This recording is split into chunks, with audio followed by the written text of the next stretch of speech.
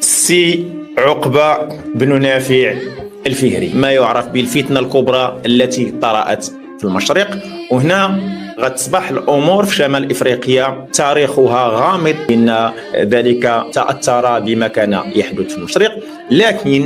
لكن عندما استتب الأمر للأمويين سيأتي عقبة بن نافع الفهري. الآن غادي نعرفوا شكون هو عقبة بن نافع الفهري. ماذا قال فيه ابن عبد الحكم؟ خرج إلى المغرب بعد معاوية بن حديج عقبة بن نافع سنة 46، وبلغه أن أهل ودان قد نقضوا عهدهم. لاحظوا هذا الخطير اش غادي يبدا يدير. ومنعوا ما كان بسر بن أبي أرطاء فرض عليهم. بسر بن أبي أرطاء جاء بعد معاوية بن حديج وهو محاصر لأهل طرابلس فافتتحها، ثم سار بنفسه ومن خف معه 400 فارس و400 بعير و800 قربة حتى قدم ودان فافتتحها. لا عقبة،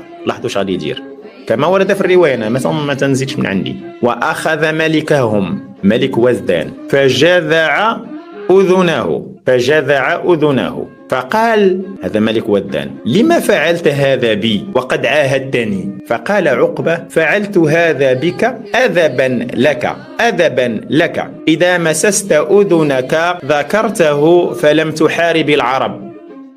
واستخرج منهم ما كان بسر بن أبي أرطاء فرضه عليهم 300 رأس و60 رأسا. 300 رأس و60 رأسا. احنا رجعنا للمسألة نتاع العبودية عاود، راه 300 رأس و60 رأسا. احنا رجعنا للعبودية. هضره ابن عبد الحكم اللي تيتكلم. ابن عبد الحكم في الصفحة 50-51. هذا ما فعله مع أهل ودان.